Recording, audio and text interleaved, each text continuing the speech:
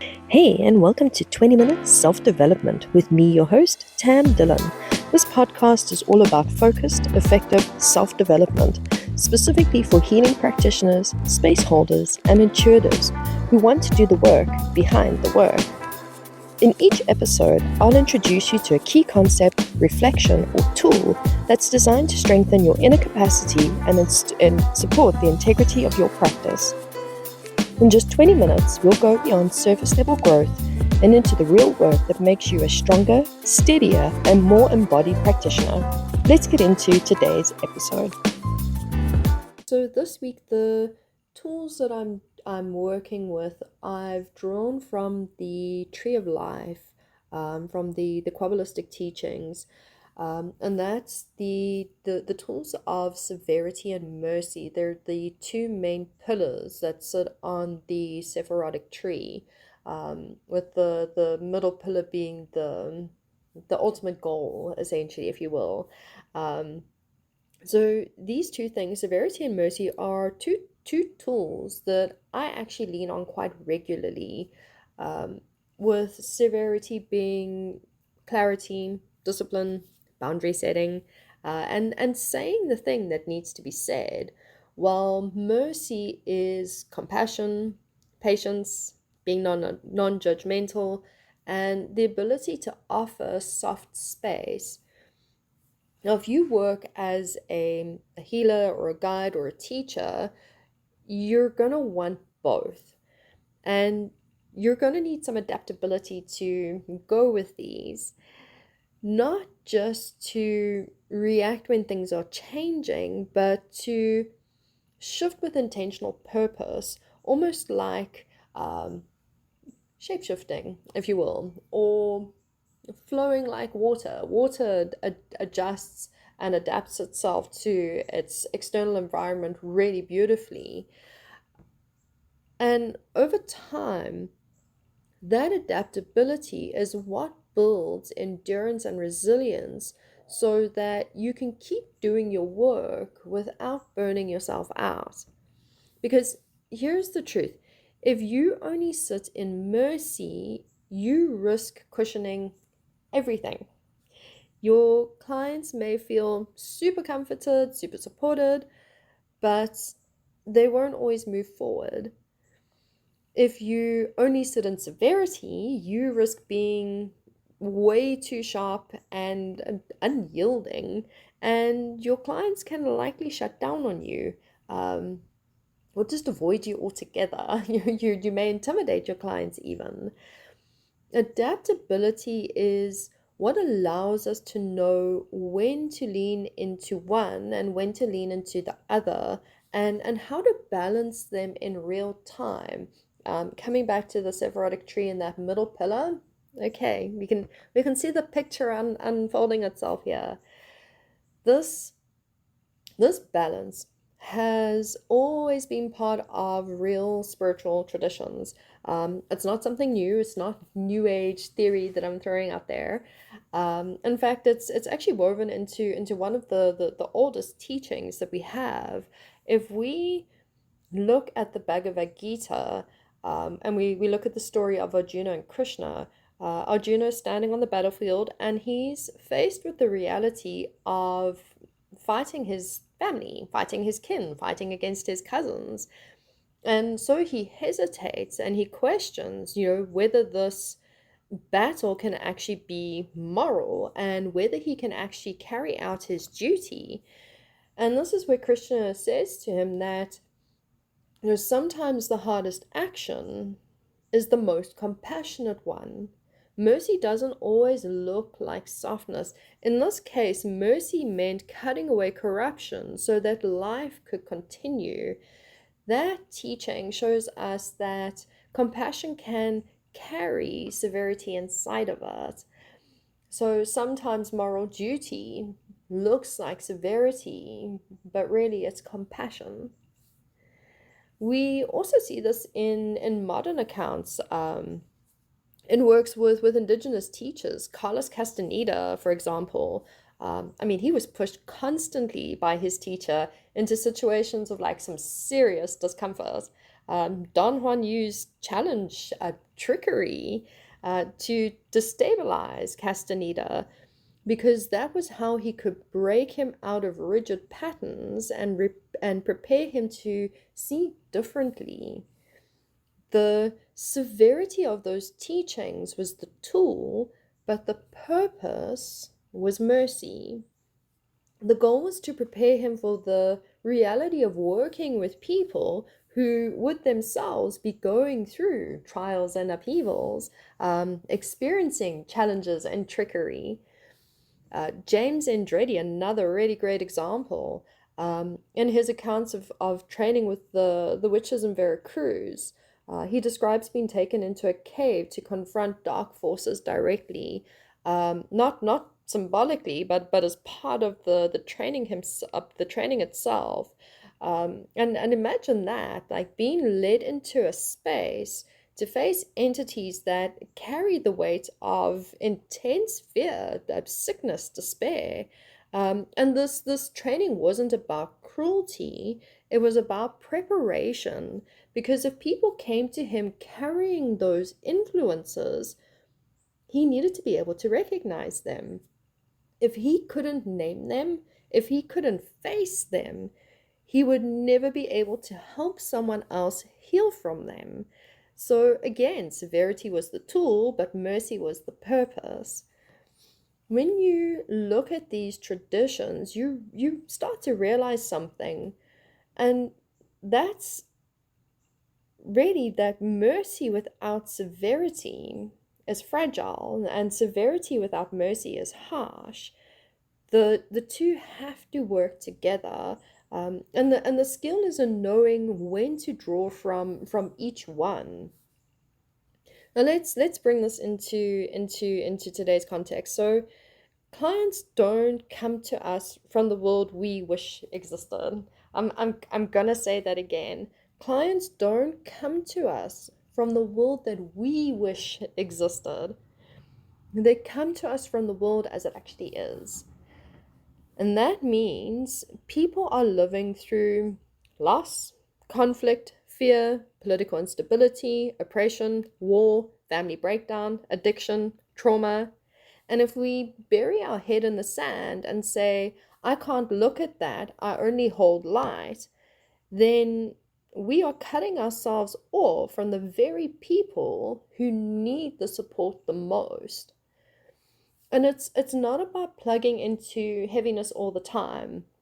Like no one should be plugging into heaviness all the time. Like that's just like, no, don't do that. Okay. That's not what this is about. Because that is going to burn you out. Absolutely. It's about balance. You keep yourself aware enough of what's happening in the world so that when someone comes to you carrying those realities, you can meet them honestly. You don't have to drown in it. Please don't. That's not healthy. But also please understand that you can't pretend that it doesn't exist. And that's the balance of severity and mercy, staying grounded in compassion while not turning away from what's difficult. We've got to face the atrocities of the world because we need to help people that through the experiences of those atrocities. And we can't do that if we're turning a blind eye to them, or I can't look at that, or that's too harsh. Yeah, it is harsh, but that's where we build resilience and endurance to help us navigate that harshness. um, and this is why adaptability also matters so much, because adaptability lets you hold firm boundaries. It lets you hold that harshness without allowing the harshness to consume you. So adaptability is what helps us to build that resilience and that endurance. So adaptability really is, it's like, this is the key skill here. Um, it also, it lets you hold firm boundaries when clients are stuck in patterns. So let's take the severity and the mercy, and let's take it into your everyday practice with your clients. So adaptability is what's going to let you hold these firm boundaries. So say you've got a client stuck in patterns. it lets you um, hold firm in that and be like, hey, I see you stuck in these patterns. We've got to break these. And then holding compassionate space for them while they do that deconstructing for themselves. Adaptability really lets you call out a client's avoidance with clarity, but then hold them with compassion as they process what you've said. And it's also adaptability that lets you stay in this work long term without shutting down or burning out. It really is. It's stepping between the two worlds of mercy and severity and allowing yourself the adaptability between the two. Endurance is something that we build over time, and it's built every time you're practicing this balance of adaptability. So the more adaptable you become, the more endurance you build, the more resilience you build. Every time you face the uncomfortable moment instead of avoiding it, you build endurance. Every time you step back when enabling would be so much easier, you build endurance. And every time you soften when your instinct is to harden, you build endurance. And that endurance is what protects the sensitivity inside you. Yes, as healers, teachers, guides, naturally gifted people, we're supposed to be sensitive. That's part of the gift. But that sensitivity needs to be encased in endurance. It needs to be encased in an outer shell that keeps that sensitivity, the soft space where your clients need to land. But you need an outer shell to keep that sensitivity safe. And that endurance is what's going to protect that sensitivity for you, because yes, we are meant to be sensitive. This is really what makes us the healers, the guides, the medicine people. That sensitivity, like I say, that's our gift. But without sensitivity, without in with but with sensitivity, when we don't have endurance that goes with it, that sensitivity collapses. We burn out. We don't have capacity. We're low on energy. We're constantly unwell, facing illness. It's because we're not building that endurance to keep the sensitivity sustainable. And endurance without sensitivity becomes cold. So we can be all resilience and endurance, and I can handle everything. But here we're going too far into the severity side of things again. It's about bringing it back to that balance. The marriage of the two is what makes us effective as healers, teachers, and guides. And that's why these teachings, severity and mercy, they're not just abstract philosophies or fun theories to talk about. They're survival tools. They're essential tools. It's doctor with his scalpel. And these are your scalpel, people. Like, grab yourself the scalpels of severity and mercy. Um, because they're tools that are going to help you build resilience. They're tools that are going to help you build endurance. So what does this look like in practice? It may look like telling a client who is cycling the same story week after week. And we've likely all had one of those clients at some stage. I've had plenty over the years where they just keep circling the same story. They would come back to me years in a row with the same thing to look at.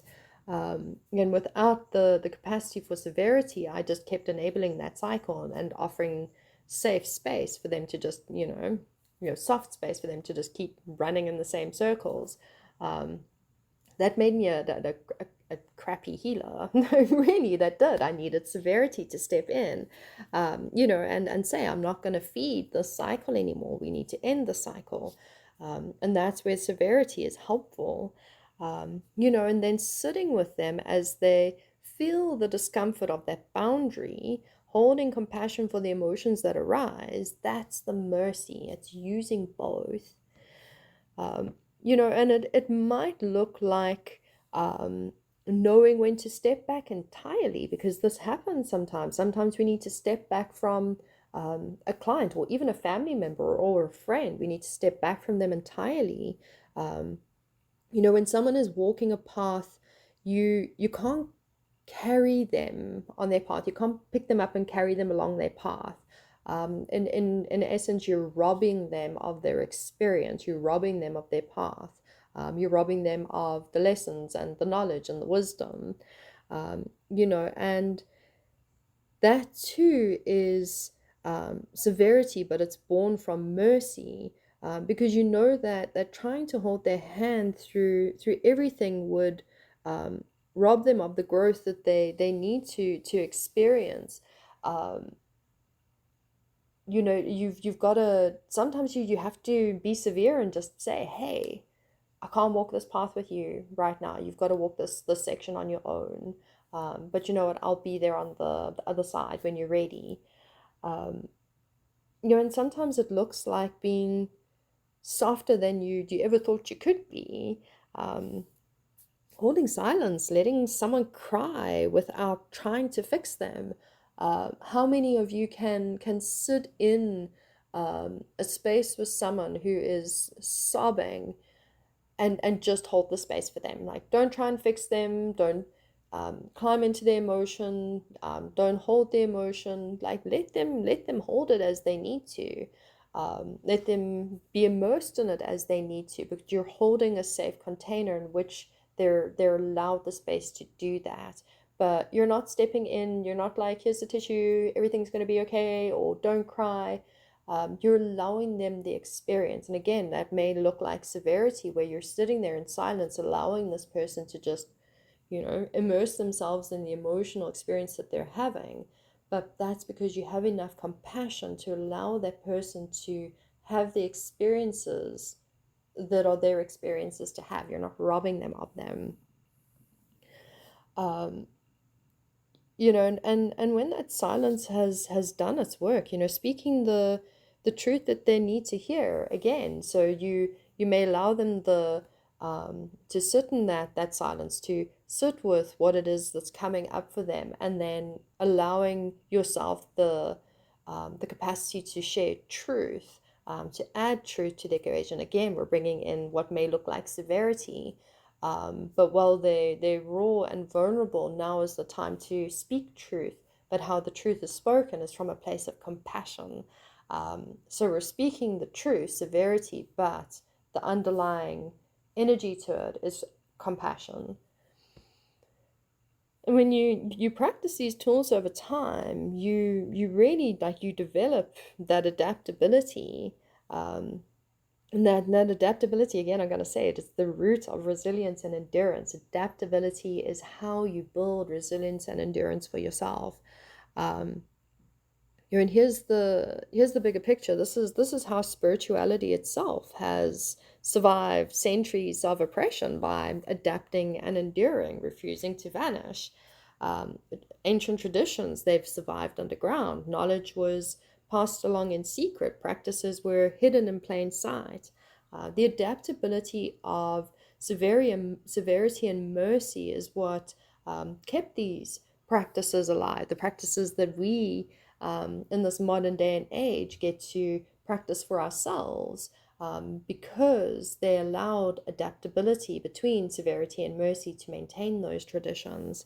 And the same applies to us as practitioners now. We don't get to choose only the light. We don't get to choose only the nice clients, or the easy clients, or the clients that don't really have a whole lot of heaviness about them. We don't get to choose that. We don't get to float above reality and pretend like the harsh realities of the world don't exist. Our calling is to meet people in the world as it is, not as we wish it to be. I will say that again. Our calling is to meet people in the world as it is, not as we wish it to be. And that means developing the capacity to adapt, to endure, to keep walking. So if you're listening to this and you realize that maybe you do lean too heavy on, maybe you're a little bit too much on the mercy side, maybe you're too much on the severity side. Um, maybe you soften everything and avoid conflict. Maybe you harden too quickly and don't always bring enough compassion. Know that this is something you can learn. These are skills that you can teach yourself. It's not fixed. You can absolutely cultivate severity and mercy both. You don't have to just cultivate one or just the other. You can absolutely cultivate both. And I highly encourage you to cultivate both. Um, because you can strengthen your adaptability until it becomes second nature. So you're just naturally adapting and flowing as you need to, and you know that this is exactly the kind of work that I do in my mentoring sessions. We practice these types of tools until they become part of how you're showing up. Um, not just me sharing the theories and the philosophies with you, but helping you to actually integrate these types of skills, um, so that you're able to embody that balance. You're able to build that adaptability for yourself. You're able to build that resilience so that you can hold space without collapsing. You can guide without trying to control, and you can endure without losing your sensitivity. So if you're ready to build that kind of resilience and adaptability in your practice, know that you can step into one of my mentoring plans. Link is in the description. Severity and mercy are tools that will keep you standing, they will keep you grounded, and they will keep you true to your calling. Don't avoid them. Please don't avoid them. Learn them, practice them, and most importantly, live them. Thanks for joining me for this week's episode of 20-Minute Self-Development. If today's reflections were helpful, make sure to subscribe so you don't miss next week's episode, where we'll explore another tool or principle to support you in doing your own work as a healing practitioner. If you're looking for deeper support, my practitioner mentoring sessions are designed to help you refine your presence, integrate your self-work, and build a practice that's both ethical and sustainable. You can also visit the Tam Dillon Academy to explore all current programs and resources built specifically for space holders like you. Until next time, keep showing up for your own work, and remember, real growth is built on consistency, integrity, and self-responsibility.